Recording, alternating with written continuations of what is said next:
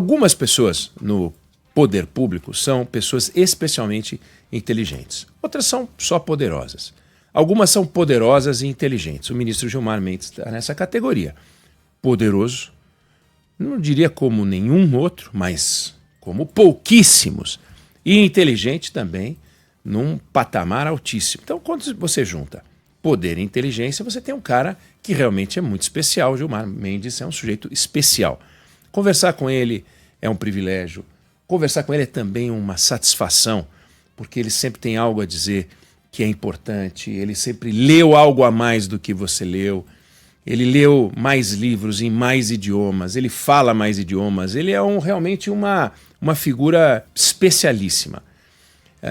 Sabe orientar, sabe refletir, sabe entreter, sabe exercer o poder como poucos.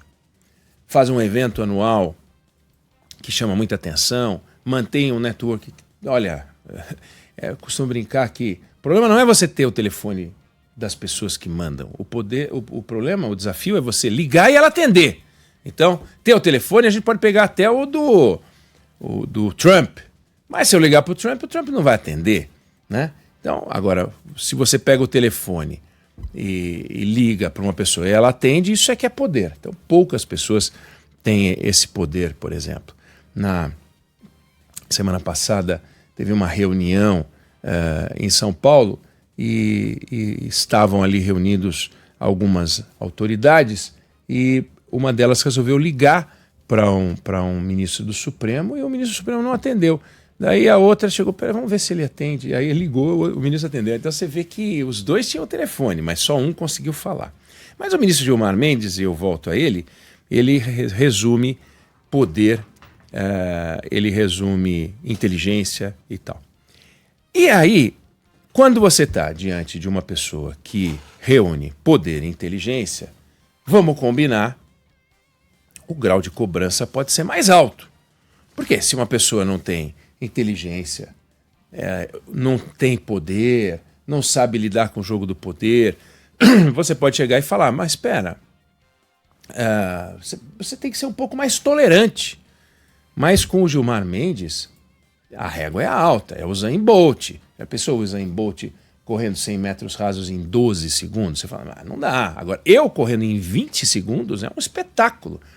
O Usain Bolt não. Tem que correr naquele tempo dele lá, que era um absurdo. Pois o Gilmar Mendes resolveu postar na rede X um comentário que ele fez sobre as manifestações do final de semana. E o que ele falou? Ele falou o seguinte: as manifestações de hoje, ontem, e você sabe que ontem a gente teve manifestações pelo Brasil, pessoas querendo demonstrar indignação com a PEC da blindagem, pessoas querendo demonstrar indignação com a proposta de mudança das leis para conseguir anistia para os envolvidos no 8 de janeiro. E aí o Gilmar Mendes se sai com a seguinte mensagem, que ele colocou na rede social X. As manifestações de hoje contra a anistia dos atos golpistas são a prova viva da força do povo brasileiro na defesa da democracia. Em diferentes momentos, registraram-se demonstrações de apoio ao Supremo Tribunal Federal, que esteve mais uma vez à altura da sua história, cumprindo com coragem e firmeza a missão de proteger as instituições e responsabilizar exemplarmente os que atentaram contra o Estado Democrático de Direito. Graças à atuação vigilante do STF e à mobilização da sociedade, o Brasil reafirma que não há espaço para rupturas ou retrocessos. Não por acaso, a bandeira que se estendeu nas ruas foi a do Brasil, símbolo maior da nossa soberania e da unidade nacional. A mensagem é clara, é hora de olhar adiante, precisamos transformar essa energia democrática em um grande pacto nacional entre Executivo, Legislativo e Judiciário, comprometido com uma agenda de reconstrução e de futuro. Ele é ministro do Supremo. Ele não é o ministro da Justiça, ele não é o presidente do Brasil, ele não é o presidente da Câmara, ele não é o presidente do Senado, ele não é o líder do governo, ele não é o líder da oposição, ele não é o presidente de um partido político, ele é o ministro do Supremo Tribunal Federal. Ele não é o presidente do Supremo Tribunal Federal, ele é o decano, mas o decano é uma virtude etária, é uma característica etária, ele é o mais velho dos ministros que tem ali, não pela idade necessariamente, mas pela data de entrada no tribunal. Foi indicado na gestão do Fernando Henrique Cardoso. E aí ele resolveu fazer uma manifestação sobre as manifestações. Por quê? Por quê? Para participar? Por quê? Para dar apoio? Por que dar apoio? Para que participar? Outro ministro do Supremo Tribunal Federal, que é um ministro que as pessoas admiram pela forma como fala, sempre muito educado, muito cuidadoso, que teve, aliás, um entrevero com o ministro Gilmar Mendes. Uma das últimas escaramuças que a gente teve lá naquele tribunal foi justamente Luiz Roberto Barroso contra Gilmar Mendes. E o Luiz Roberto Barroso, presidente do Supremo Tribunal Federal, que agora vai ser cargo que vai ser ocupado pelo Edson Fachin, ele vai sair do cargo. A especulação é que talvez saia também do Supremo Tribunal Federal, e se sair do Supremo Tribunal Federal, vai dar ao presidente Lula a oportunidade, a chance de indicar mais um ministro para a Suprema Corte. Mas o Luiz Roberto Barroso, quando houve o julgamento do Jair Bolsonaro na primeira turma, ele fez questão de ir à primeira turma e falar sobre o que estava acontecendo. Ele fez um discurso. Ele não é da primeira turma. Aliás, ele não é de turma nenhuma, porque ele é ministro do Supremo Tribunal Federal. E ele resolveu falar. E fazer um discurso político. Num julgamento que é técnico. Deveria ser técnico, pelo menos. E se for político, que envolva só os 5 ministros da Suprema Corte. E ele foi lá e falou. Então Gilmar Mendes falou sobre as manifestações. Luiz Roberto Barroso falou sobre as manifestações. Nós temos no Supremo Tribunal Federal, hoje, uma questão para ser discutida. Se é para ser enfrentado ou não, eu acho que deveria. Mas se é para ser enfrentado ou não, é uma decisão da sociedade. É uma decisão, começa do Supremo Tribunal Federal. Mas qual é o papel do Supremo Tribunal Federal? Qual é o papel do Supremo Tribunal Federal? O papel do Supremo Tribunal Federal é ser um ator político que participa de todas as discussões, como fez ontem, aliás, Gilmar Mendes, falando das manifestações que não lhe dizem respeito. Luiz Roberto Barroso indo fazer um discurso sobre um julgamento na primeira turma que não lhe diz respeito. Flávio Dino, que fala o tempo todo. E hoje você tem no Supremo Tribunal Federal uma divisão. Você tem a bancada dos ministros que tem rede social, X e Instagram, Gilmar, Barroso, Flávio Dino, André Mendonça, Cássio Nunes Marques, esses 5 têm. O Cristiano Zanin tem um perfil restrito no X, então ele seria uma outra alternativa. E na outra lista tem Luiz Fux, o Toffoli, o Fachin, o Alexandre de Moraes, que tinha rede X, usava até 2024, desativou em fevereiro de 2025, não poderia ter em função da Magnitsky na sequência, mas de todo jeito, Fux, Toffoli, Edson Fachin, Alexandre de Moraes e Carmen Lúcia, que não tem rede social. Não tem rede social. Aí eu fui olhar, a Suprema Corte americana tem 9 integrantes, eu já falei isso aqui mais de uma vez. Eles não têm rede social. Tem uma rede social da Suprema Corte. Mas os ministros, os juízes, lá são chamados juízes, eles não têm rede social. 2 juízes outro dia aí, procurados, disseram que mantinham, um disse ao Congresso Nacional, o outro admitiu, que eles mantinham uma conta anônima para monitorar temas. Então um deles, eu até mantenho uma conta anônima porque eu gosto de acompanhar os protestos sobre o Irã, disse lá atrás. A outra disse, eu mantenho também uma conta, mas não é fake, é anônima. E nunca faço uma tuitada. Em 1996, o ex-juiz, um ex-juiz da Suprema Corte, ele foi perguntado sobre a transmissão de julgamentos pelo Supremo com câmera, e ele falou, no dia em que você vir uma câmera entrar no nosso tribunal, ela vai rolar sobre o meu cadáver.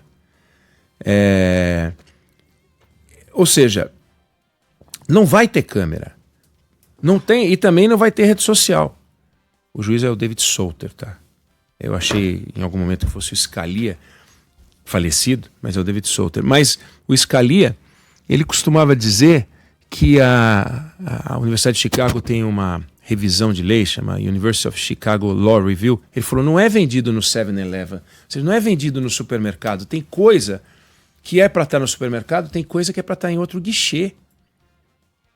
Então, juízes da Suprema Corte, e lá é uma discussão, porque eles acham, tem gente achando que eles estão no século XX e o mundo está no século XXI, eles deveriam ter rede social. Mas eles entendem o seguinte, se eu tenho uma rede social e eu me pronuncio, eu posso comprometer a percepção de independência, a percepção de imparcialidade. Eu posso até não perder a minha imparcialidade, mas se ficar parecendo que eu perdi a minha imparcialidade, e sem dúvida fica parecendo quando você vê um juiz ou um ministro da Suprema Corte indo a um tribunal, a uma turma, falar sem ser chamado, e um ministro da Suprema Corte brasileira, como o Gilmar, manifestar-se sobre manifestações de rua, isso pode comprometer a percepção de imparcialidade, ainda que não comprometa a imparcialidade dele. Isso é outra discussão. Mas quando você pega a Alemanha, Estados Unidos, Reino Unido, Canadá, Japão, Austrália, e você vai ver o que eles têm em comum, os juízes não têm perfil em rede social. Não falam. Não tem. Agora você vai África do Sul, aí já tem. Brasil já tem. Filipinas tem uma discussão.